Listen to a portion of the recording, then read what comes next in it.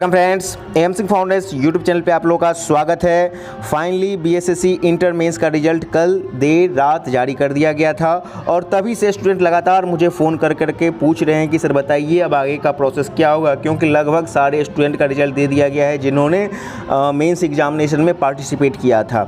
हालांकि मैं निश्चिंत इसलिए था क्योंकि 1.5 से 2 महीना पहले मैंने एक वीडियो बनाया था और आप लोग को बताया था कि पूरा रिजल्ट ये बीएसएससी इंटर मेंस का 5 स्टेप में कंप्लीट होगा, जिसका कि पहला स्टेप कल देर रात कंप्लीट किया जा चुका था। तो घबराइए नहीं, आज के इस वीडियो में मैं आपको हर एक चीज़ स्टेप बाय स्टेप समझा दूंगा और इस वीडियो को देखने के बाद आपको फिर कहीं और से कुछ भी जानकारी की आवश्यकता नहीं रह जाएगी। तो अगले कुछ मिनट हमारे साथ बने रहिए और यदि ये पसंद आए तो दूसरे स्टूडेंट को भी जरूर शेयर कीजिएगा ताकि उनका भी कन्फ्यूजन दूर हो जाए।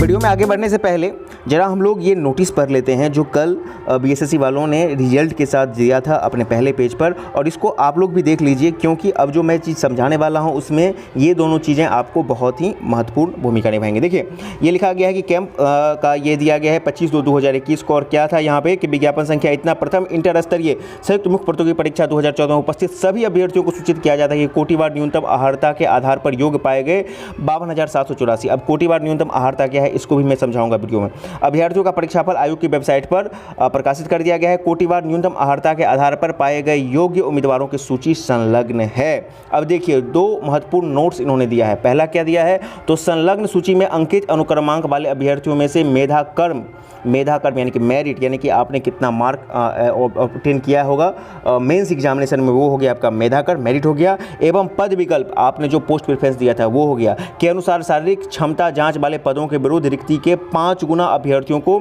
सूची शारीरिक जांच माप हेतु आयोग की वेबसाइट पर शीघ्र ही अपलोड किया जाएगा। पहली बात, इसको आपने देख लिया। दूसरा एक और नोट है, योग पाए गए अभ्यर्थियों की सूची में से टंकन एवं आंसू लेखन की परीक्षा हेतु विकल्प के अनुसार अभ्यर्थियों की सूची आयोग के वेबसाइट पर शीघ्र ही अपलोड की जाएगी।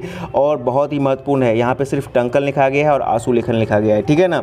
और वहाँ पे जो पंचायत सचिव वाली बात है उसको भी मैं क्लियर कर दूंगा और ये भी बिल्कुल यहाँ पे क्लियर हो गया है, ठीक है। अब देखिए, यहाँ पे आगे बोला गया है कि अभ्यर्थियों को निर्देश दिया जाता है कि अद्यतन सूचना के लिए आयोग की वेबसाइट पर नियमित विजिट करते रहें, ठीक है, विजिट किया जाएगा। अब आइए हम लोग चलते हैं आप लोग मेन टॉपिक पर।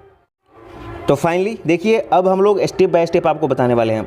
देखिए, बहुत सारे स्टूडेंट ये पूछ रहे हैं फ़ोन करके कि सर अभी नंबर नहीं दिया है, बताइए नंबर क्यों नहीं दिया है। तो भैया मैंने नंबर के बारे में तो कभी बताया ही नहीं। एक अन्य यूट्यूबर ने आपको बताया था कि नंबर भी जारी कर दिया जाएगा, लेकिन मैंने आपको बताया था कि 5 स्टेप कंप्लीट होने से पहले आपको कुछ भी नहीं जारी किया जाएगा, आपको कुछ भी नहीं पता चलेगा। खैर, बहुत सारी बातें आपको था, लेकिन उन चीज़ों की भी मैं बात नहीं करूँगा। यहाँ पर सीधे आते हैं, कल आपको बिहार कर्मचारी चयन आयोग के द्वारा 26 फरवरी 2021 को रिजल्ट जारी कर दिया गया था। अब इसके बाद क्या है पूरी प्रक्रिया, तो स्टेप 1 में क्या है, तो कुल रिजल्ट आपको 52,784 रिजल्ट जारी किया गया है, ठीक है। और मेंस एग्जाम में शामिल छात्रों की संख्या लगभग 56,000 थी, ठीक है, ये एक लगभग अनुमान है, ठीक है। और पीटी में कितने स्टूडेंट ने क्वालिफाई किया, तो 63,739 स्टूडेंट ने क्वालिफाई किया था और लगभग 56,000 स्टूडेंट बैठे थे। अब जो मतलब कि यहाँ पर जो डिफरेंस दिख रहा है 56,000 और 52,784 में, तो वो डिफरेंस इसीलिए है कि ऐसे स्टूडेंट जो कहीं मतलब कि हिंदी में या फिर सेकेंड पेपर जीएस पेपर में, पेपर 2 में आपको वो क्वालिफाई नहीं किए होंगे या किन्हीं का OMR में गलती हो गया, तो ऐसे स्टूडेंट को छांट दिया गया है सिग्नेचर विग्नेचर के चक्कर में। तो टेक्निकल फॉल्ट को छोड़ के बाकी लगभग रिजल्ट आपको दे ही दिया गया है, ठीक है। अब देखिए, क्वालिफाइंग का रिक्वायरमेंट क्या है पेपर 1 में, तो पेपर 1 हिंदी में जो आपका था, जिसमें कि सभी को न्यूनतम 30% अंक लाना जरूरी था। जिन्होंने भी 30% अंक ला लिया है वो सब के सब क्वालिफाई हो गए हैं। और दूसरा पेपर 2 जो जीएस था, उसमें जनरल कैटेगरी के जितने भी लोग थे मेल, उनको 40% मार्क्स यानी कि उसमें आया होगा, वो सब के सब क्वालिफाई हो गए हैं। और बीसी में 36.5%, ठीक है। उसके बाद आपको ईवीसी में, जिसको BC 1 बोला जाता है या MBC बोला जाता है, उनको 34% अंक आ गया होगा, तो वो क्वालिफाई कर गए हैं। SC ST को 32%, फीमेल ऑल सभी तरह की महिलाओं को 32% और दिव्यांगजनों को भी 32% अंक आ गया होगा, तो वो लोग इस मतलब मेंस को जो रिटर्न एग्जामिनेशन है मेंस का वो क्वालिफाई कर गए हैं और उनका इस 52,784 रिजल्ट में उनका भी नाम रोल नंबर होगा, ठीक है।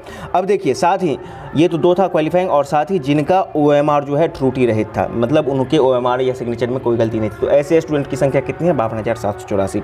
तो ये एक स्टेप कल रात कंप्लीट हो चुका है। अब बारी है स्टेप 2 की। मैंने एक वीडियो बनाया था, उस वीडियो का लिंक भी मैं इस डिस्क्रिप्शन बॉक्स में दे रहा हूँ, आप जाकर प्लेलिस्ट में दे सकते हैं। 5 स्टेप है और बिल्कुल वही हो रहा है। उस वीडियो में मैंने बस इतना बताया था कि पहला बार जब रिजल्ट जारी किया जाएगा तो आपको लिंक जारी किया जाएगा क्वालिफाई नॉन क्वालिफाई, लेकिन PDF के रूप में जारी किया गया। बाकी सब प्रोसेस वही होगा, बिल्कुल ऑथेंटिक मैं बातें बोलता हूँ हूँ, कभी भी इधर उधर की बातें नहीं बोलता हूँ, ठीक है।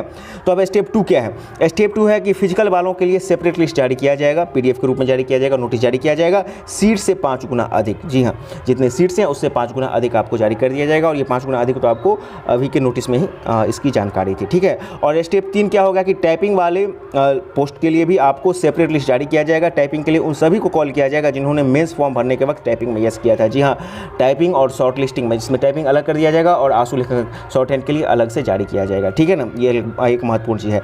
अब यहाँ पे बोल रहे हैं पंचायत सचिव। पंचायत सचिव तो मैं यहीं पे क्लियर कर दूँ कि भाई पंचायत सचिव के लिए या फिर किस पोस्ट के लिए आपको टाइपिंग बुलाया जा रहा है, मतलब कि शॉर्ट हैंड बुलाया जा रहा है, आपको नहीं पता चलेगा, तो इसको घबराना है ही नहीं। सब लोग परेशान थे आयोग के कार्यालय में जाकर कि भाई पंचायत सचिव में टाइपिंग लीजिएगा कि नहीं लीजिएगा, कुछ नहीं, पंचायत सचिव के में आपको सोचना ही नहीं है, नल एंड वॉइड हो गया पंचायत सचिव। बात समझ में आ गया इतनी बात। और अभी भी आप यदि बेवकूफ़ी करते हैं तो जाकर उलझे रहिए उसमें। तो सिर्फ और सिर्फ अभी आपको टाइपिंग पर ध्यान देना है। यदि टाइपिंग में आपने कंप्यूटर टाइपिंग दिया तो इंग्लिश, हिंदी टाइपिंग दिया तो हिंदी, और बोथ टाइपिंग दिया तो दोनों में आपको करना है। और आपने शॉर्ट हैंड है तो आप शॉर्ट हैंड करते रहेंगे, ठीक है। और जब ये 3 स्टेप कंप्लीट हो जाएगा, और इसमें टाइम लगेगा दोस्त, एक चीज़ आप हमेशा याद रखिए कि अभी आपको फिजिकल का भी डिग्री के लिए उसका आयोजन करने के लिए गृह विभाग को भेजा जाएगा, और टाइपिंग के लिए तो अपने स्तर से ये कर रहे हैं, ठीक है ना। तो इन दोनों में आपको वक्त लग सकता है। यदि बहुत फास्ट करेंगे तो लगभग 2 से ढाई महीना या 3 महीना तक इन दोनों को करवाने में BSSC को समय लग जाएगा हर हाल में। इस चीज़ से आप नकार नहीं सकते हैं। चलिए अब आगे आते हैं। ये दोनों जब स्टेप कंप्लीट हो जाएगा तो स्टेप 4 आएगा। स्टेप 2 और स्टेप 3 कंप्लीट करने के बाद काउंसलिंग का लिस्ट जारी किया जाएगा। यहाँ पे आपको काउंसलिंग होगा, और यहाँ पर आपको जो 52,784 है उसमें से कुछ स्टूडेंट छट जाएंगे। कैसे स्टूडेंट छटेंगे? तो सबसे पहले देखिए कि काउंसलिंग के लिए बुलावा हेतु कुछ जरूरी मापदंड है। पहला, वनरक्षी के जो 693 पद हैं उनसे 2 गुना छात्रों को ही काउंसलिंग के लिए बुलाया जाएगा। ये बिल्कुल क्लियर है। लगभग 1400 से 1500 स्टूडेंट को बुलाया जाएगा। 693 है तो उसके अनुसार देख लीजिए, चूँकि कोटिवार रोस्टर मेंटेन करने के लिए, जैसे इसी बार बिहार असाइनमेंट्स में 6 गुना था, लेकिन उससे कुछ स्टूडेंट ज़्यादा हो गए थे। क्यों? क्योंकि कोटिवार मेंटेन करना पड़ता है, इसलिए 1400 से 1500 को इसके लिए बुलाया जाएगा। 693 जो वनरक्षी है उसके विरुद्ध बुलाया जाएगा। काउंसलिंग की मैं बात कर रहा हूँ, ठीक है ना, फिजिकल की मैं बात नहीं कर रहा हूँ। फिजिकल तो स्पष्ट है कि 5 गुना बुलाया जाएगा। आंसू सहायक अवर निरीक्षक के आपको 87 पोस्ट हैं, और उसके बाद टंकक सहायक निरीक्षक के आपको 78 पोस्ट हैं। अधिनायक अनुदेशक के 122 पोस्ट हैं, ठीक है। कुल ये जो है 287 पोस्ट हैं। तो इनके लगभग 5 गुना स्टूडेंट को काउंसलिंग के लिए बुलाया जाएगा। इसमें 5 गुना आपको बुलाया जाएगा, ठीक है ना। इसमें भी आपको 1500 के आसपास छात्रों को बुलाया जाएगा, ठीक है। और टाइपिंग वाले सभी पोस्ट के लिए लगभग 3 गुना छात्रों को बुलाया जाएगा। ये लगभग की बात की जा रही है, ठीक है ना। इनको काउंसलिंग के लिए बुलाया जाएगा, ठीक है। अब देखिए नन टाइपिंग, यहाँ पे थोड़ा सा मतलब कि मिस्टेक है, टाइपिंग मिस्टेक है। नन टाइपिंग वाले पोस्ट, ठीक है, ये नन टाइपिंग वाले पोस्ट हैं। नन टाइपिंग वाले पोस्ट के लगभग 1.5 से 2 गुना छात्रों को बुलाया जाएगा काउंसलिंग के लिए, ठीक है। अब आप लोग के दिमाग में हो रहा है कि काउंसलिंग के लिए बुलाया कितना जाएगा? तो देखिए फिजिकल के 980 पोस्ट हैं, जिसमें कि वनरक्षी सबसे ज़्यादा हैं। उसके बाद नन फिजिकल और नन टाइपिंग जो है, नन फिजिकल, नन टाइपिंग और टाइपिंग सब मिला के 12,140 पोस्ट हैं। टोटल देखा जाए तो 13,120 पोस्ट हैं।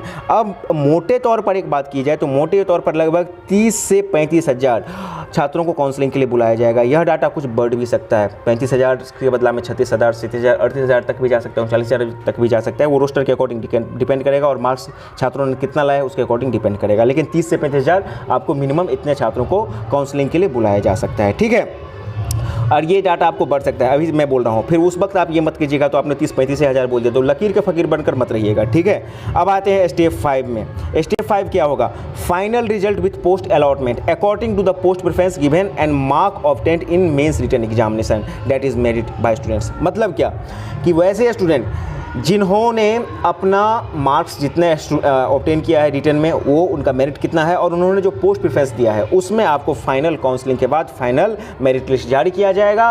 और इसमें बिल्कुल ये आपको मैंने बताया था कि काउंसलिंग के लगभग 30-35 हज़ार या उससे थोड़ा बहुत ज़्यादा हो सकता है, घट बढ़ सकता है, उतना स्टूडेंट को बुलाया जाएगा। और इस वक्त आपको जो 13,140 पोस्ट बन रहा है उतना ही रिजल्ट इस वक्त आपको जारी किया जाएगा स्टेज 5 में, ठीक है। अब इसको एक एग्जाम्पल से समझते हैं।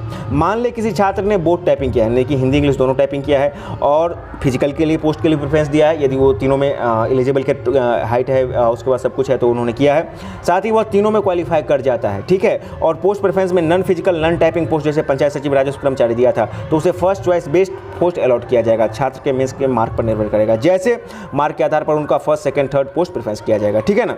मोटे तौर पर इसको आप ये समझिए कि छात्र ने नन टाइपिंग भी पास कर लिया, फिजिकल भी पास कर लिया, नन फिजिकल भी पास कर लिया, अच्छा नंबर है, ठीक है ना। तो यदि उसका पोस्ट प्रेफरेंस फर्स्ट है, यानी कि उसका पोस्ट प्रेफरेंस आपको फर्स्ट है और उन्होंने इस तीनों को पास कर लिया है, तो उसको वनरक्षी नहीं मिलेगा, ठीक है ना, उसको वनरक्षी नहीं मिलेगा, बल्कि उसको मार्क्स के आधार पर उसका यदि पंचायत सचिव है तो वो मिल जाएगा। अब बहुत से छात्र बोल रहे हैं कि यदि हम फिजिकल में नहीं जाएंगे तो क्या होगा, नहीं जाएंगे तो आप उस पोस्ट के लिए डिस्क्वालीफाई होगा, पूरे एग्जामिनेशन से आप डिस्क्वालीफाई नहीं होइएगा। लेकिन मेरा अपना सलाह है कि यदि आप जिस चीज़ के लिए क्वालिफाई हैं और भरे हैं तो उस सब को अभी से प्रैक्टिस कीजिए। अभी ये मत सोचिए कि मेरा इतना नंबर है तो मुझे ये ही सीट मिल जाएगा, नहीं, आपको नहीं पता है क्या है नहीं है, तो इसीलिए अभी सब कुछ करते रहिए। 5वें स्टेप के बाद ही आपको सब कुछ पता चल पाएगा। और सबसे महत्वपूर्ण बात, इसी समय आपको मेंस एग्जामिनेशन में जितने भी स्टूडेंट ने भाग लिया था, all student who had appeared in the mains examination, उन सबको अपना अपना मार्क्स पता चलेगा। इससे पहले आपको मार्क्स नहीं पता चलेगा। यदि कोई इससे पहले बोलते हैं या अभी तक आपको लग रहा था कि भरोसा था, बहुत सारे तो मार्च में भी रिजल्ट बोल रहे थे, तो फालतू की बातें मैं नहीं करता हूँ। तभी जाके आपको इसका मार्क्स पता चल जाएगा। और जो फाइनल स्टेप होगा, 5वां स्टेप होगा, उसके बाद ही आपको जो है सीट के साथ जितना भी है रिजल्ट जारी किया जाएगा और उसी वक्त आपको मार्क्स पता चलेगा। तो अभी क्या है, अभी सीधी सी सलाह है, आप लोग अभी उधर उधर कुछ मत देखिए, ज़्यादा सोचिए मत। आपके पास एक लंबा अभी भी वक्त है। लगभग इन पूरे प्रोसेस को करने में मैं यदि मान के चलूँ तो कम से कम 6 महीना लग जाएगा अंतिम ज्वाइनिंग तक, हर हाल में। क्योंकि जब तक उनको फिजिकल वाले पोस्ट का नहीं तैयार करेंगे, टाइपिंग नहीं करेंगे, क्योंकि उनको रिजल्ट तो एक साथ जारी करना है ना, इसीलिए वक्त लगेगा। इस चीज़ को आप मान के चलिए। तो 6 महीना मिनिमम, यदि बहुत फास्ट करेगा तो आपको 5-6 महीना का वक्त लग सकता है, 5 से 6 महीना का वक्त लग सकता है फाइनल ज्वाइनिंग तक। ये एक अकाट सत्य है, इससे आप मतलब मुड़ नहीं सकते हैं, ठीक है ना। तो ये पूरा का पूरा प्रोसेस है। उम्मीद है कि अभी आपके दिमाग के सारे क्वेश्चंस क्लियर हो जाएंगे। अभी भी डाउट्स है तो आप कमेंट बॉक्स में लिख सकते हैं। यदि वीडियो पसंद है तो इसे लाइक शेयर करें, चैनल पर है तो चैनल को सब्सक्राइब करें। साथ ही साथ वैसे स्टूडेंट के साथ जरूर शेयर करें जो इसके अभी भी अनभिज्ञ हैं, अभी भी जानकारी के अभाव में इधर उधर भटक रहे हैं, ताकि उनका भी थोड़ा सा मार्गदर्शन हो सके। तो आज की वीडियो में इतना ही। यदि आप चैनल पर नए हैं तो चैनल को सब्सक्राइब करना ना भूलें। वीडियो देखने के लिए बहुत बहुत धन्यवाद। सब्सक्राइब करें हमारे चैनल एम सिंह फाउंडेशन को और बेल आइकन को प्रेस करने के बाद नोटिफिकेशन को ऑन कर लें कॉम्पिटिटिव एग्जाम की तैयारी एवं संबंधित सभी जानकारी सबसे पहले पाने के लिए।